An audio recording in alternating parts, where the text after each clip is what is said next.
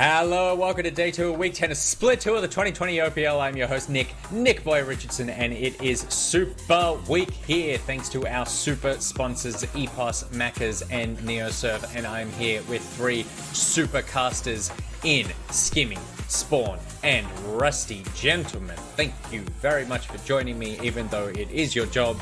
I shouldn't be thanking you, Riot should be thanking you, because you are just the best in the business. Even if Spawn got so tilted watching that game that the last 5 minutes before we get on air here is just Jake going, I can't watch this. What are you doing? Don't step in the thing.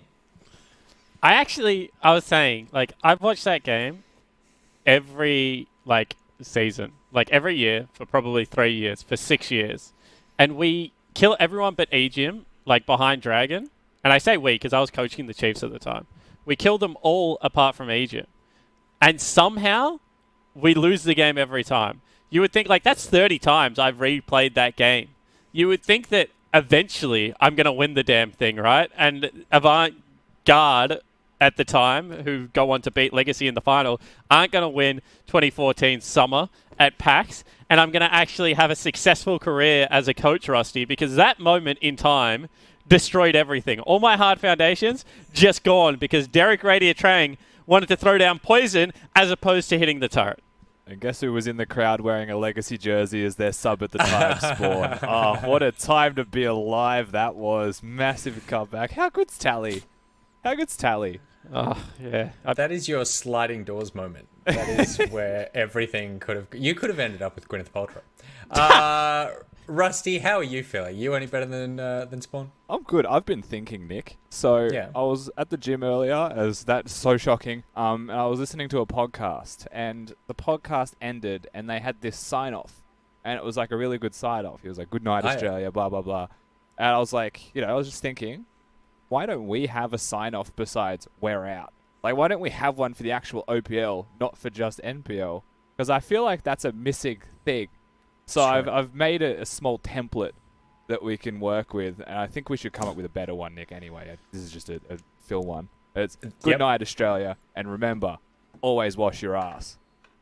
And I just think that's a good benchmark to work from. I think, as a person, health-wise, or No, I just as an think outro? If we can beat that, then we probably have a good one. Do you think that we will beat it? Because this definitely feels like one of those situations where you're trying to come up with a name for something, and then you go, okay, well, it's not this, but let's just say it's called the Nick Bag. But obviously we'll come up with something better than that. And then suddenly it's the Nick Bag and it never changes. Okay, cool. Well, I'm into this. Do we want to get the chat on board trying to beat? No. Remember to wash your ass? No, it should just be us. No, I mean, they can do something. You just asked, do I want them to do something? I feel like they like that it's inclusive, but you know what? Yeah, you don't care. We're at the end of the split. Skimmy, are you and I talking, or are we still fighting? We were never fighting. I'm just resting. I've got to survive. It's not how it feels at all. I feel shut out. Are you doing okay? We got tea. We got everything. Hydration station. Excellent. It's gonna be okay. The man is just pure liquid. We've already got some suggestions. Good night, Australia. Always be careful in the bush.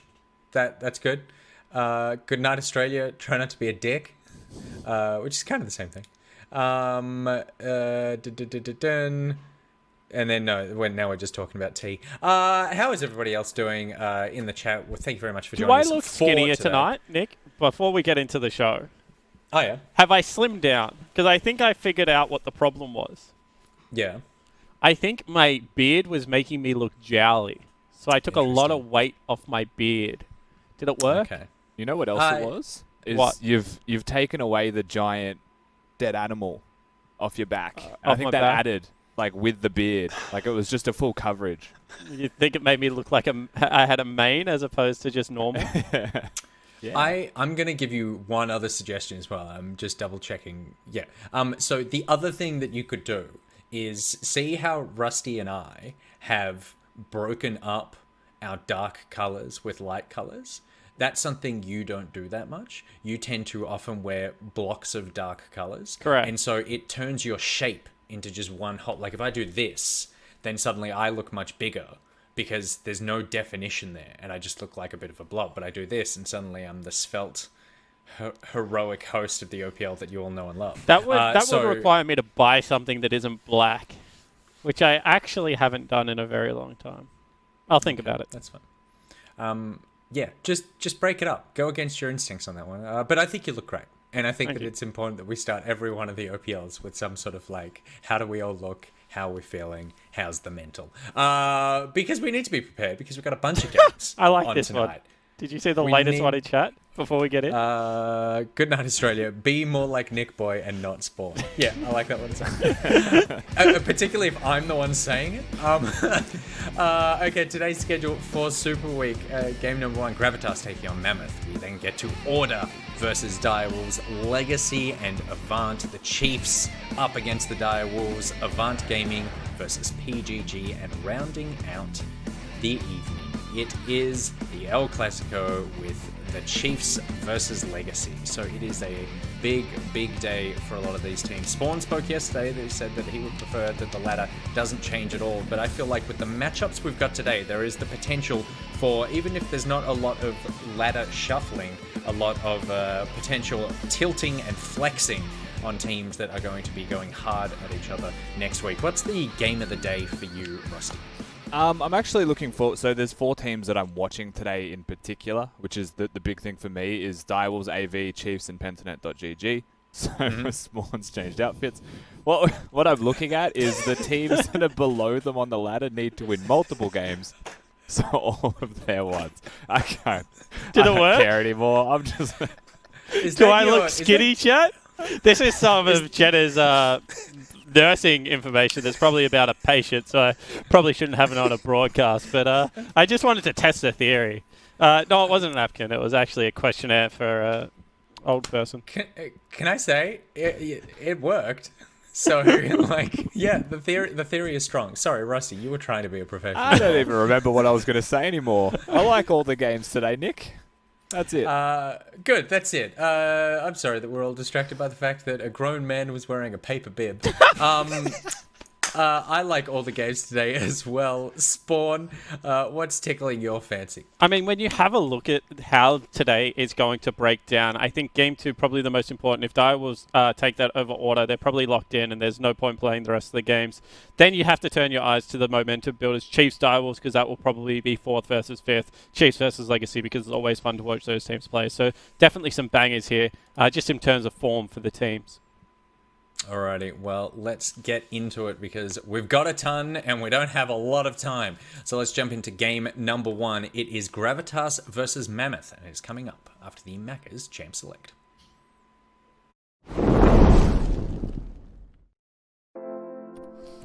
This Gravitas match is mostly just for bragging rights and to see who doesn't finish bottom of the ladder. I'm pretty confident we can beat them, so hopefully we can do it again. Coming up against Gravitas this week, I think they're getting better over time, but I still think we're just going to come out with the win in the end. We're up against Gravitas tonight. We are currently 2-0 against Gravitas, like throughout split 2, and hopefully we can make it 3-0 and finish off the split with the victory.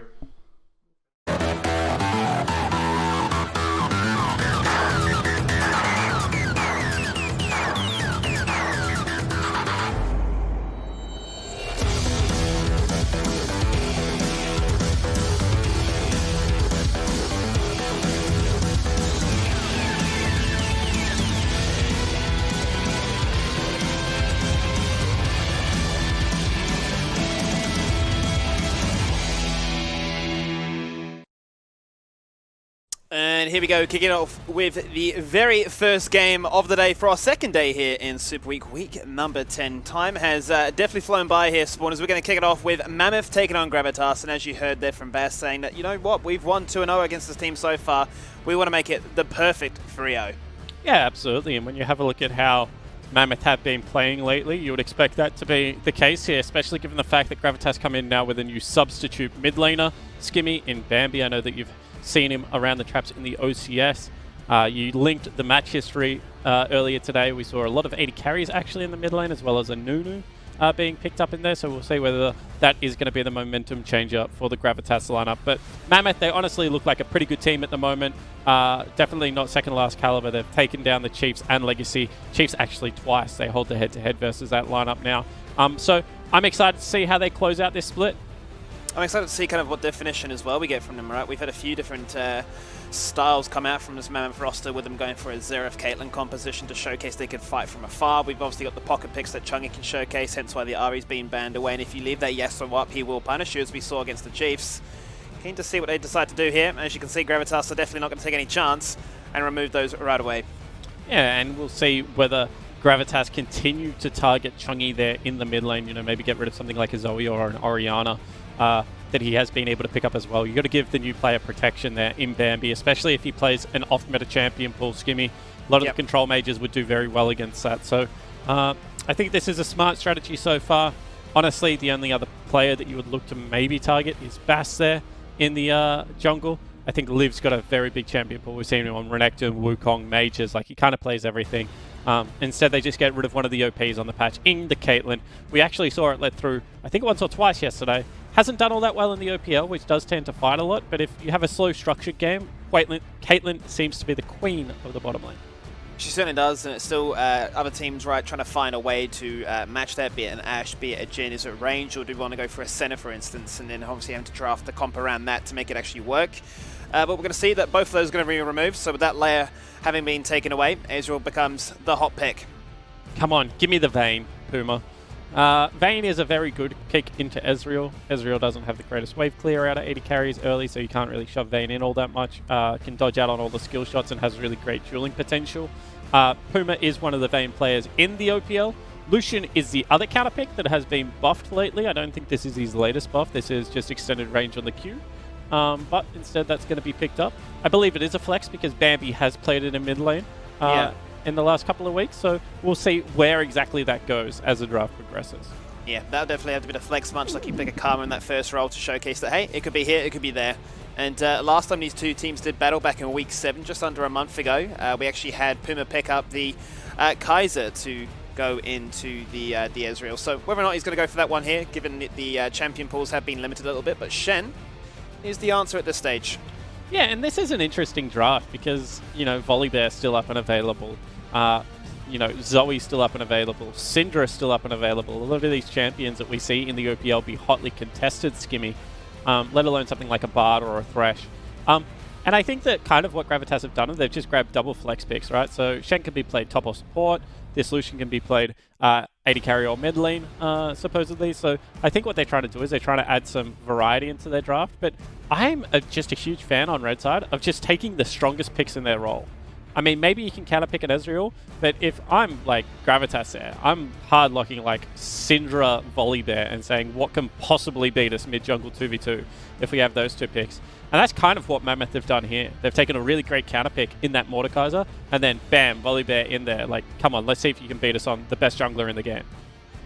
Yeah, and that's a scary proposition because we actually have seen Puma on two different occasions play the Syndra, but it left a lot to be desired. We didn't really get to see the full impact of what it's designed to do in that bot lane. If you are drafting an AP mage, you want shove, you want priority, you want kill pressure to try and open yourself up to group up on an objective. Didn't really see that, so they haven't showcased it here so far, but what they will showcase is that Yuumi is back here in 10-15. Yeah, and Yuumi, as a champion, functions really well with Lucian. I actually think one of the best Lucian supports because Lucian can reposition Yuumi like whenever he wants. Also, the fact that Lucian probably has enough lane bullying in his kit for 2 champions, so Yuumi doesn't get punished as hard when you play that matchup. Also, given an opportunity now to ban away double hook supports, I think the next one will be Nautilus. Just for those keeping track at home, maybe they'll get rid of Bard just because of the synergy with Ezreal. And that should give a little bit more safety as well to beats in that bottom lane. Certainly should do. Both support players, have actually played a fair bit of Fresh Nautilus in recent times. But it will be Gravitas that are the freshest when it came to Beats playing the Shen yesterday. Played it with an Ezreal. Obviously not going to be the case here today, given it's been denied. But both teams have done a little bit of innovation if those champion pools have been pinched. We saw Artek show that he can play a Lux in the bot lane as well. So it seems to be that's where we're going. Not a huge fan of that ban there, Skimmy. Senna does beat Yuumi. Can also itemize first item healing cut to really make the lane a little bit more difficult. but I feel like you have to be able to like coin flip those laning phases. Kill lanes are really what keeps Yuumi down. I would love to see Artec lock in something like a Bard Leona or a Nautilus and actually try and win this laning phase. And I think that maybe, you know, there are 3, so maybe they just felt like they couldn't take them all away, so get rid of one of the enchanters. But if that's what you're worried about, like, you know, Zyra, Lux, all the things that you mentioned are still up and available to be able to bully that lane. Certainly are, and Prellis will get his best champion in the Echo. It's been let through. Wasn't let through last time, but it will be let through here today. Leona Israel was the matchup that Imbo Arctic played into this team last time they met. It's still available, especially given what the bans have been. But they're going to go for the Kaiser, a chungy pocket pick. Once we saw him get promoted from the OCS, we saw what he could do in that level. He brought it in here. It was his debut game on it, and he wants to end the season with a banger. Yeah, and I mean, I don't hate the Kaiser here because they have targeted his champion pool a lot. He's blind picking. You need to be on something that you're confident in. And it does give a lot of mixed damage, so he can choose whether he wants to go AP or AD based on his matchup, whether he needs a Banshee's Veil or a Zhonya, something like that. So I think that this is definitely workable here. And as I said, if you want to get rid of mages, there are definitely different mages in the game that you can play. Yeah, we were thinking, you know, maybe Zyra, maybe Lux. No, he's going full solo queue mode. He's going Vel'Koz. That is annoying. It's oppressive. It's going to be frustrating to go into. And a Yuumi just does not have enough mana to sustain that damage. Yeah, and I mean, it's not just the damage. He assists in the shove so hard, Skimmy. When you play with Vel'Koz, you know that he can just drop his W twice on the creep wave, that it's going to completely disappear. And I think that this composition has a very good mix of, okay, we're poking, we're trying to separate the fight, but then as soon as we get someone low, we can just go. You know, Volley Bear as well as that Kaiser going to fly into the back line and do so much damage. So I like what Mammoth put together. They do need to be worried, once again, of this Shen plus Echo combination. And this will be interesting. Is this going to be Puma on the bottom lane mage again? Well, as soon as we saw the Lucian come out, I thought, well, we've never seen Puma play. It's an iconic champion for Bambi. He's an AD carry that's playing mid lane for Gravitas' Academy roster. Yes, we've seen Ziggs, we've seen Syndra, but Puma just continues to be the innovator in the AD carry role for the OPL, right? He just continues to showcase that he can play anything, and he wants to make sure that Cassiopeia Yuumi is that next hot topic. Yeah, so Cassio Yuumi. Yeah, see, I was on the same hype train until the Yuumi came in. Then I was like, surely that is Lucian plus Yuumi. But Cassiopeia Yuumi, I don't see the same synergies there, Skimmy, to be like brutally honest. Like maybe you can hit the, you know, slow into the poison, but I'm not as much of a fan of that laning phase. I don't know whether Cassiopeia has a mana pool bottom lane to be able to bully quite as hard. And that has to be the biggest thing to talk about, right? Because whenever we do see a Cassiopeia in the mid lane, we're saying it's such a dream when a mid gank goes wrong. The Cassiopeia picks up a blue buff, fantastic. Gets that lost chapter, the tier comes on through, fantastic. Second blue buff their way as well.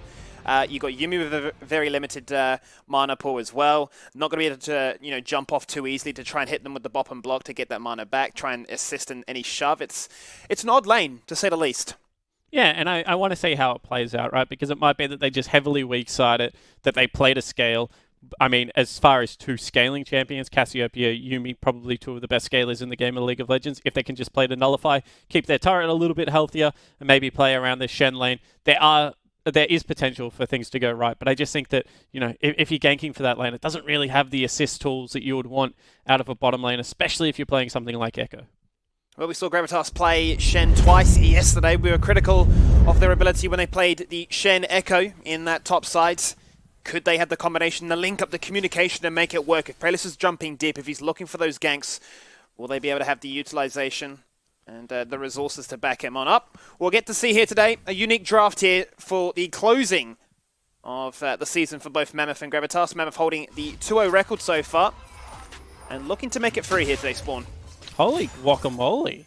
Nobody has gone with an Ignite top Shen. No teleport being picked up. Just a little bit different. Yeah, very different. We'll see how that impacts him. If I'm Bass, I'm looking for first gank into the top lane to deny as much farm as possible. I don't know whether Shen will win versus Mordekaiser either. Mordekaiser's a weird champion where he seems to abuse a lot of these tank top laners. Shen does trade very well if you get the sword pull through there, Skimmy, but I'm not so sure it's going to be an easy lane for him. It just screams similarities from when we've seen like a Lucian top lane, right? Where you're all in on trying to win that match, and if you don't, you just fall so damn far behind. Yeah, I agree. And I think that, you know, there are different ways that you can play it if you do want to go with that. I mean, take Hail of Blades if you're really all in on the laning phase. Shen taunt Hail of Blades, Q is going to do so much damage. So it's kind of one of those things where it seems he's halfway in between. Bass, very good early path, is going to get spotted out here. But we'll be able to sneak away Pralis's blue buff. And that's a couple of times that we've actually seen Pralis get invaded this weekend. Team's very aware that if you shut down the jungler of Gravitas, the game becomes much easier to play. Yeah, we've been very focused on his influence on this team. We saw obviously what it meant when he was absent that 1 week. The shot calling and everything else that he brings to this team. You say charisma really more than anything, right? The ability to rotate. And we saw that link up especially at the start of Split 2 between himself and Seaman to sort of have that 1-2 of our playing assassin, your playing assassin, we'll do what we can. But this is really what we're hiding from the draft, right? It's a wacky bot lane duo and they're just copying so much damage. And you can see already, like, that's legit lethal range, and already Potion's going to have to be burnt, heals from Yuumi to be able to sustain up, and Artek looking quite comfortable so far on the Vel'Koz. Already popped that 3-point passive, going up there for a little bit of the auto-attack harass as well. Credit for Puma to be able to bring this one back. But already, Pralis has had to go through mid lane to get a little bit of priority. Didn't actually burn a summoner spell at all there, Skimmy. And that's an all-in. Yep, Chungy's popped the exhaust in the mid lane. As soon as Pralis departs, Bass enters and guarantees a 3-minute first blood. Yeah, and Bass has just done 3 major camps into a gank. Everything else in his jungle is still up and available, Skimmy. So if he takes a recall here after the Scuttle Crabs, he's going to have the nicest jungle clear, honestly, you can possibly have. You can see, meanwhile, a lot of harass. Yuumi is very, very low. Be kind of curious to see what kind of runes Beats is running there in the secondary option, as to whether or not he is looking to empower himself with the presence of Vine like we tend to see, or if he's gone a little bit different in that regard, because right now it is looking pretty rough, and that doesn't help things, as Artek will hit him with the knock-up and force the flash away. Oh yeah, and this is doomed. You can see that they're going to go for the recall, probably double teleport back with that Cassiopeia. Although, yep, okay, we'll finally recall now. So this is, across the board, a very, very rough start for the Gravitas lineup. You can see even the Ignite Shen not really getting push in that lane. Great gank from Bass in the mid lane. Already has his jungle item and now heading back onto the map to be able to clear out some camps. And I would say across the board, Mammoth looking like they have in the last few weeks. They're looking much improved. Certainly are, and as much as we talk about pocket picks being available for both these teams, showcasing that there's a limit really when it comes to pocket picks or trying to drive the innovation, as Pralis will now look to try and make something happen and find retribution for his fallen ally bot lane. They're going to collapse upon Artek, who's already burnt that flesh to try and run away from the shrub, but now locked inside that dragon pit, and Bambi will be spoon-fed his first kill in the OPL. Yeah, very interesting flash there from Artek, because his mid laner wasn't heading downriver, so he knew that he was going to struggle to get back to any form of relative safety there. So instead, we'll just fall down. You can see Nobody landing a nice taunt in the top lane, but he's down 14 CS and copping an absolute beating under this turret. Odd circumstances, Spawn, to say the least. Very odd circumstances. We'll see what happens once Nobody hits level 6, of course.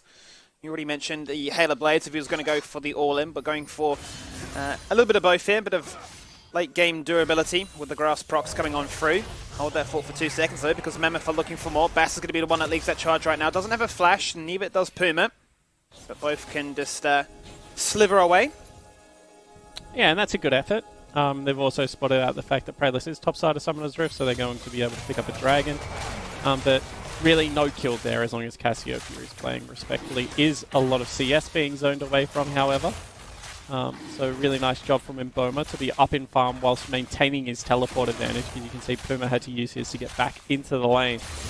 And there should still be some kill threat down here in the bottom lane as the zone continues.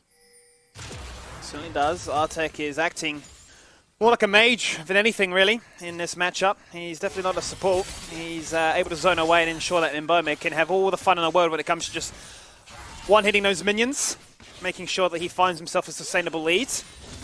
And as critical as we were of the minor problems that a Cassiopeia can face, so far is looking a little bit good and not too far behind, given that you're essentially, I suppose, really going into this 1v2. Yeah, I mean, and that's what it looks like, right? Puma just doing a good job of continuing to try and get as much CS as possible. I've actually seen Mboma miss about 3 or 4 creeps on camera, which would put his, lead at about 2 creep waves, which would seem a little bit more right, given how the laning phase has gone so far. Yeah. You also saw that, Prayless did run down into the bottom lane for a little bit of a gank before and picked up his support, so Mboma can't really do all that much more. Couldn't have contested the couple of waves that were picked up there. On this crash, however, you would like to see a jungler down here, given that it does look like it could be diveable on those creep waves with some mid lane priority, but unfortunately for the Mammoth lineup, their jungle is on the opposite side of the map, and once again, Prayless is down here. That's it. There's the blast code. This time comes to Stand United. And only teleport in to try and assist and try and ensure that they don't fall down. There it is. Nobody gets himself a kill. They take out the Vel'Koz. Now they're looking for their second kill. Mboma is so safe, so protected. Liv takes one into the Death Realm. He's locked in place. Puma, the snake falls on down, exhausted as it expires. And it might just be a 1-for-1 as he will fall on down as well. Nobody. He's all in on an Ignite. He doesn't even use the Ignite, but he gets himself a 2-0. Yeah, really nice job there from Nobody to be able to make it to that play. That was a proactive use of that Shen ultimate. We've spoken about it before, Skimmy. The ability to be able to use it going forward is so crucial on a top lane Shen. And now they will go for a lane swap as well, and Mboma going to go into that top lane. You can already see that Puma is on his way up there. So Gravitas hit back. Still about a 500 gold lead for the Mammoth lineup, which is nothing to scoff at, but Gravitas showing that they can hang here in this game. They certainly can, and I'm already intrigued by the itemization coming out from Gravitas. It seems to be a day of doubles and triples with Doran's rings, long swords, and fairy charms here. Gravitas looking for a little bit of instant power as opposed to getting themselves that first item online. As you can see, Bambi deny the recall as the lanes will flip at that 8-minute mark because we're getting ourselves ready for that first Herald. Yeah, and the thing about fairy charms is that they are incredibly gold efficient and they have quite a good resale value. Skimmy, so definitely one of those items that, we've seen Swiper on Maokai pick them up. Now we're seeing Beats here on the Yuumi. Just continue to pick them up if you have any form of sustain problems. Only, 125 or whatever they are.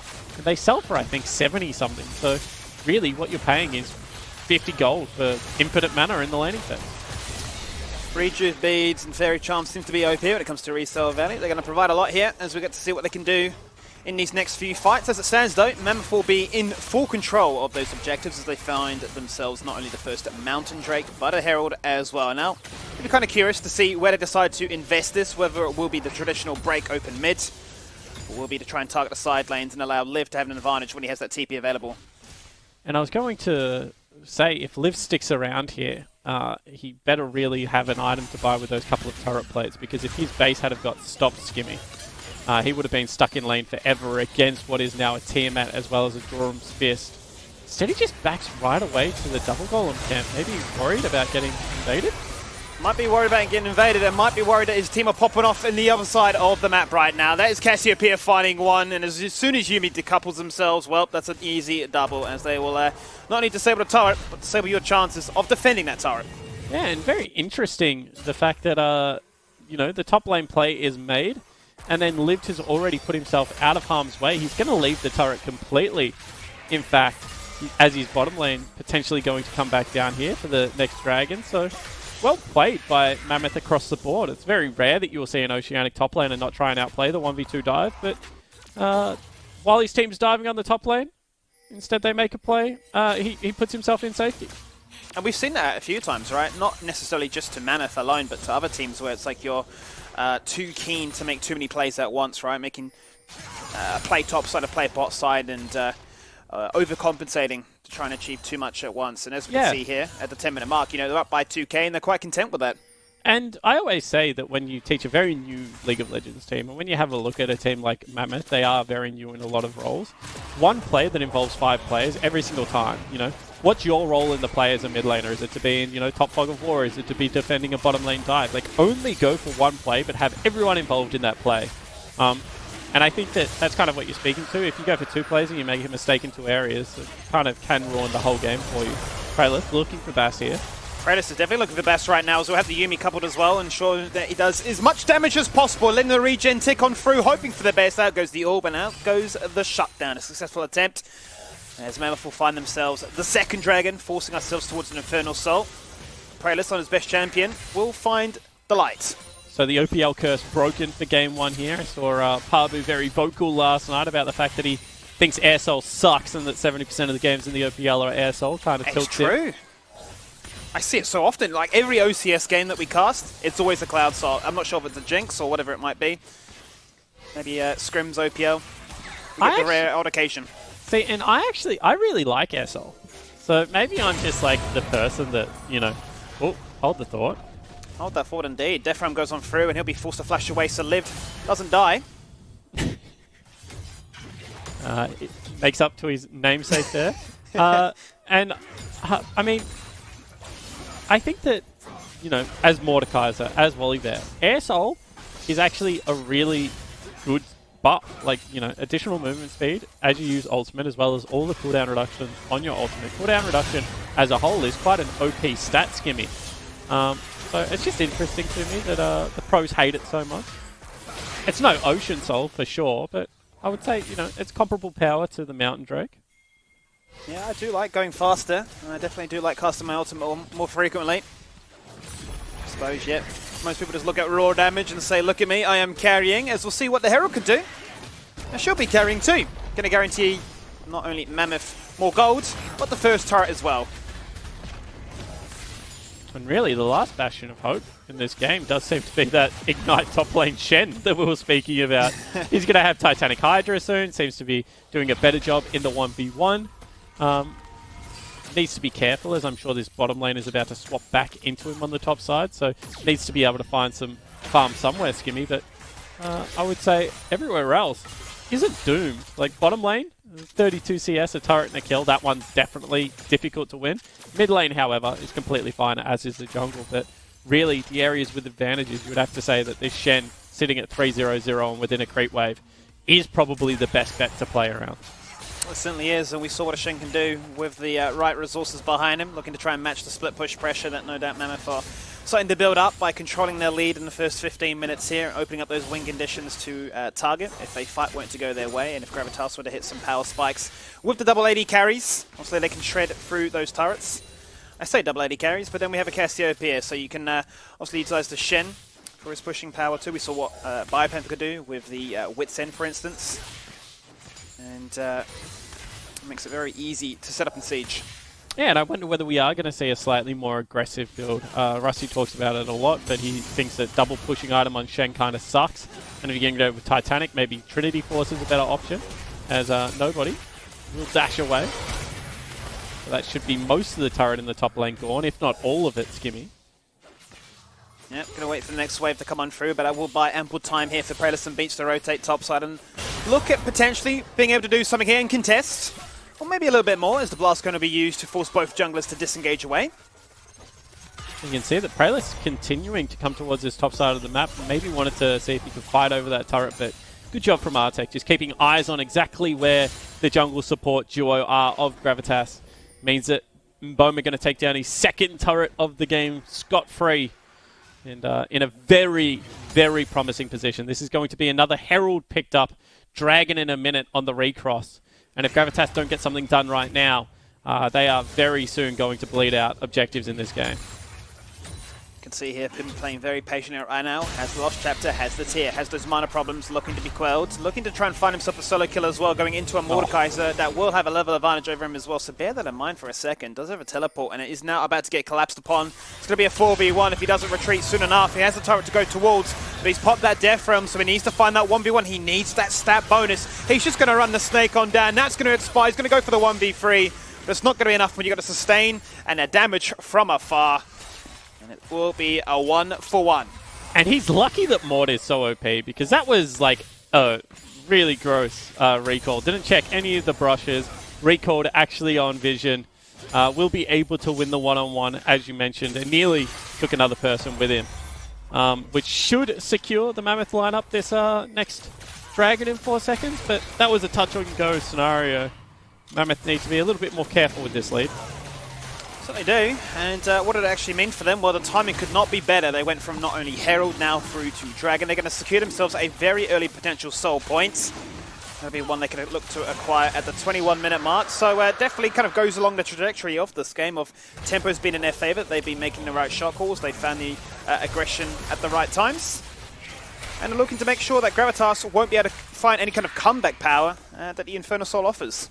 Yeah, and this is now a very tough game to win. You've given over the soul point already. That means you have to fight next Dragon. Cassiopeia has gone with the tier build. She's only level 9.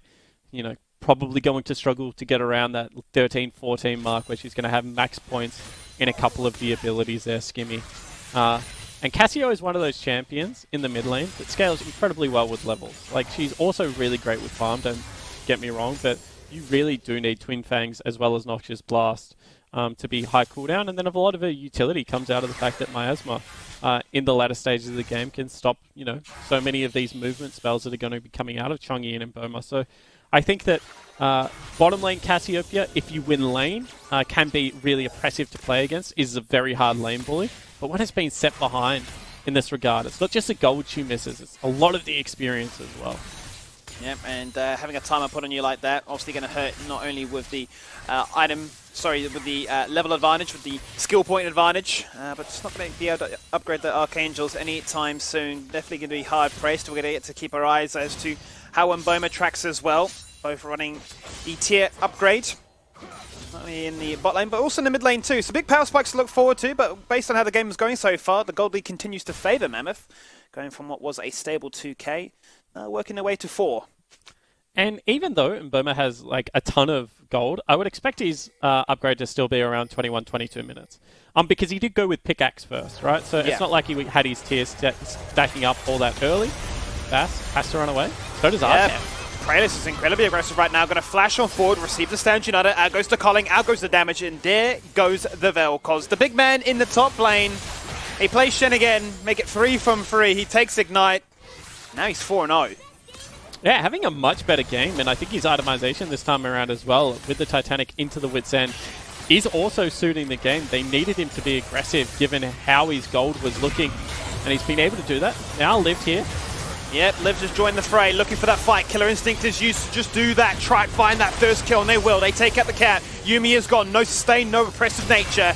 As Bass is huge with that ultimate flash on his head, bot whack-a-mole style. True Shot Barrage goes across, it trims the Scuttle Crab, but it doesn't take the tomb. But it doesn't matter, because Mordekaiser grabs them back, and he gets a double for himself. Yeah, and they're pink Baron, and it's so early in the game that they can't actually do it. So you can see that Chang'e is just going to recall.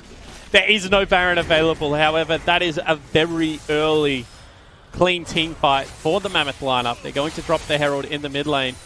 Creeps are in range, unfortunately, so it's not going to get the cleanest charge. However, with Bass as well as Mboma and Artek here, should be able to shepherd it in. 3 turrets soon to be 4 here, and we're not even at the 20-minute mark right now. Mammoth are definitely putting on a clinic so far, and it's true to the reason they hold the 2-0 record. Bambi's been looking good so far in his attempts to rotate and keep up with the tempo as those ganks are led by the likes of Praelis. Stylistically, it's the OCS promotion match really for these two in the mid lane, with Chang'e having a little bit more experience making his debut earlier in the split. But showcasing that they are two very unique players when it comes to this role. And they're doing that with these champions. As you speak of the devil, and now he's going to look for that kill in the mid lane, and there it is. Yeah, really nicely done. I mean, Artek is a support still, and the fact that he's solo catching a wave without flash in the mid laner's face means that Bambi is going to be able to turn around and just bop him. Very well punished there. Also, need to apologize to Mboma because they said he's not going to have a 19-minute transform, and he got it 19 minutes on the dot. So now, with that 40% cooldown reduction, should be looking quite promising in this game of League of Legends. Skimmy? Yeah, I mean, you were right on the head when you said that he went for the pickaxe with a better trading potential, and you're thinking, okay, well, it's going to be a little bit more delay because the tier's not there. But no, the guy's been farming up the storm, been spamming those spells. If he continues to get given blue buffs like this, you can understand why. And so now it has to be a clean team fight, you feel. You know, it's not going to come through side lane pressure because this Mordekaiser has shown more than able to stand up to the Shen. Cassiopeia is so far behind that it's not really going to be there either. So I feel like it needs to be a 5v5 team fight. Maybe Kratos catching out a key member. Now goes the final chapter, looking to root as many targets as possible. Shutdown will go across to Bambi. Lucian popping off. Ignite had to be used, and Ignite guarantees the kill. Now, there is no jungler for Mammoth. It is a 4v5 for them going into what would have been their soul point. Both those ADCs have upgraded their items for the tiers, but the mid laners are still searching. And I think Mammoth can still win this if they play well around Mboma, because Mboma is so strong. They won't have a smite, so the fight needs to be clean. Let's see if they actually go for it. Nobody going to find himself a one-man taunt there on towards Liv. Another turret gets destroyed in the meantime, but the Dragon continues as the Death Ram does not get used, and Liv might just die to the Dragon of all things, which is ironic. Somehow they get it. No, they don't. Because Echo jumps on in and takes out the Mordekais, who acted as a pseudo-jungler of all things bizarre. So Mammoth, in a 4v5, without a jungler, win the smite fight. And they take more members down as well. Straight disrespect. Teleport going to come in here, as it's going to be the Ezreal with a cross-map play. Okay. Well, we know Mboma likes to flex his might. He plays a lot of games, and he is now acting as if he is a bruiser, as he teleports in there very risky-like with the 2-item spike. And the double buffs, and if anything, it's delayed the recall attempt to check out this Baron, which is Mammoth once again on the clock, going from buff to buff. And this is a terrific game from Mammoth. They're really showing their class here. Mboma hits him with a true shot barrage, teleports himself 1v3, picks up a kill, and gets out alive. While the rest of his team, they're taking down a Baron buff. They've already got themselves a soul. It's only 22 minutes in, Skimmy. This game, 7,000 gold in favor of the Mammoth lineup.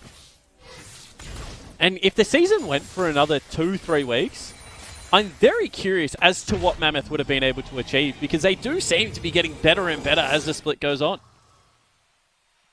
They certainly do, and we talk really about not peaking too early as a team, right? Or when do you, find your identity, find your stride, and we saw that obviously happen in the latter weeks, be it week 5, 6 onwards there for Order, once they started to break the 1-1 curse and just go 2-0, 2-0, 2-0. We're seeing in recent weeks the same sort of trajectory happen here for Mammoth, where they're just, not afraid of the teams they're going into, very well aware of what they want to try and do, and especially going into specific teams, what they want to take. And I don't know if it's like disrespect or just end of the season where there's no pressure anymore, but they just look like a new team. Yeah, I completely agree. And I think some of their players individually have found their footing on the big stage as well. I think Mboma, Chungi especially, are two of the most improved players of this split. As, they're looking to siege up with their double 80 carry composition and try and get some work done onto this turret. Well, all the Mirror Miners are there, all the Seraph's Embraces are there as well, and the Wit's End has just come on through to match the 2-item spike that the Mordekais will have as well. So it's do or die here for Gravitas, and they know it too. They're going to look to find that fight, and they evaporate Arte. He's been the focus all game long. Bass now exhausted, in a ton of trouble with no ultimate to use, because he had no time to use it. Cannot buffer that HP just a little bit longer. Live the lad, the mad lad himself, flashing underneath the mid inhibitor, going for the passive and trying to take everybody down as the Plasma Missile connects, but it wasn't going to be the execution, but Chungi won't mind because he can escort those minions in to open up mid and hib. Yeah, and that was a really great fight coming from Gravitas. Once again, you need to be decisive on these engages. They're going forward with their Shen ultimates. Really great block there from Beats to be able to save Puma's life on the back end of the team fight as well. But still, the base is broken. Turret falls down, going to have full reset into fresh shop, and you are still about 8,000 gold down, Skimmy. So not all sunshine and rainbow on the side of the Gravitas lineup, but at least some signs of life. This game's still not over yet. Certainly isn't over, and with the inhibitors still intact, they have definitely a lot to play with. They want to utilize their structures as a life force to juggle with, given that they have bought enough time to potentially wait out the likes of another Elder or a Baron spawning.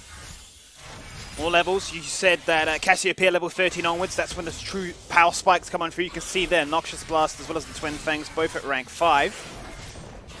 With another item to come on through here for that second item spike, we should see Puma really start to ramp up. Yeah, we certainly could, especially if he gets towards the 3 completed items. It is a very long time away, right? He needs 2,500 gold to, finish out what will be a Burning Fate. Actually, so he's got that one. Now into what will probably be a Void Staff. And if he gets towards Void Staff, I think that he's in a situation where he's going to be doing a lot of damage to these carries. So we'll see whether he's going to be able to make it that far. Obviously, 26 minutes into the game with base open, Elder Dragon spawning in about 1:30. It is going to be quite difficult for the Gravitas lineup to successfully stall the game without giving up everything, Skimmy. But I do feel like if they do get there, they do have quite a good composition in the latter stages of the game. It's going to be interesting because as good as their composition is, it's the case of, well, how would I even get access to this jungle to lay that vision down, to find that pick, to find that opportunity to contest an objective like this? Because as you can see, Mammoth themselves are camping it, they're well equipped, they're well set up, they've got their vision deployed, and they're ensuring that these waves on the side as well are also constantly pushed, so it's forcing Gravitas to have to respond there, distract their attention. This entire top half of the map, it's dark. Certainly is, and I think what you have to hope is that either Mammoth make a mistake by going for a fight off of the objective. That's so much poke damage. Okay, you don't hope that that happens again. I was going to say that you hope that you get a really nice approach to the objective as they're on it and starting it, and maybe once again Prayless plus the Shen combo can one-hit someone. They keep going for Artek. I think it's time to swap targets. You know, maybe you need to look to blow up Chungi or Imboma to start this one off. Once again, the poke damage is so fierce. It certainly is. That bounty could be fantastic here for Gravitas to try and stabilize what is now an 8k lead away. Stand United comes on out to try and negate as much of that true damage from the laser itself. They will be successful. Predator's health bar is still quite helpful, but a 1v1 will take place topside as that turret went on down. Wits End doing what it can. Sidesteps out the mace, but the passive will kick in, and it will be enough. And despite the stat bonus, Bambi will take him down. Level 15 pops the ultimate and guarantees them a kill. Is it too little too late though? Liv has acted as the distraction all game long. You can see it from his KDA, there's 7 deaths. He's always been willing to go in that 1-4 setup. And every single time he's done it, Mammoth have been able to achieve just a little bit more. Yeah, well played from Liv there, because he stopped nobody joining the fight, as does Chungi go in. Already had used the ultimate, so not going to.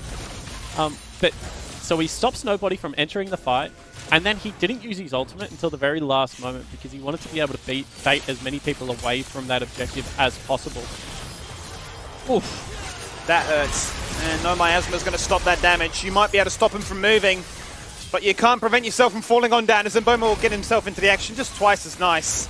Looking to try and wrap this game up before that 30-minute mark. There goes the Stormbringer, and that'll well and truly guarantee it, as both those turrets will be now disabled.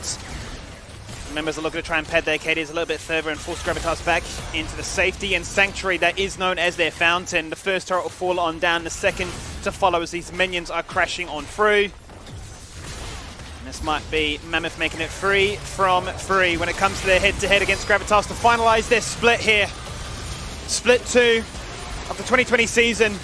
Nobody being heroic, but the Elder Buff is just too damn much to try and juggle with. As an exhaust goes on out, and Bambi says, well, it was my first game here in the OPL. I've had some fun. I've got to showcase what I can do on a champion like Lucian. We've experimented, but it just was not enough, because the Nexus itself is going to fall on down. And Mammoth at the 30-minute mark will take the first victory of the day. Great end to the season for the Mammoth lineup. I feel like this is a team to watch in the future. Individuals across the board really stepping up their skimmy. What did they end the season? It was actually pretty good in the end from memory. So they finished 6 and 15. Yeah, so 6 wins. With wins against 2 wins versus Chiefs, a win versus Legacy, and 3 wins versus the Gravitas lineup. That's certainly nothing to shake your head at if you are young players within the OPL region, and I feel like this is a team that got better. Looks like Avant Gaming could potentially end the game with, 8. I mean, at the start of the season, if you said that Mammoth were going to be within 2 games of Avant, I would say that that's a really impressive split from them. So I think that should be definitely celebrated. I definitely think they should too as well, and I'm very curious to see if we're going to get to see this roster going forward into 2021 as to what their journey will look like and how that progress continues. But as it stands for now, that'll do it for game number 1. We're going to jump to a quick break, and when we do return, it's Super Week here. We've got another 5 games for you to sink your teeth into. After the break, it'll be Order taking on the Direwolves.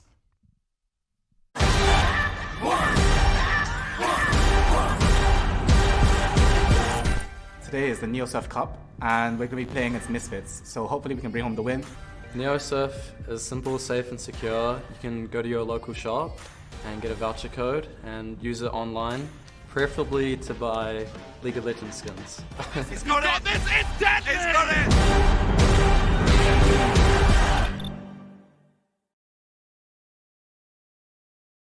If you're craving the taste of your favourites, head to Macca's for a fast, safe and contactless drive-through experience. For your Macca's run, contact-free, we'll be here.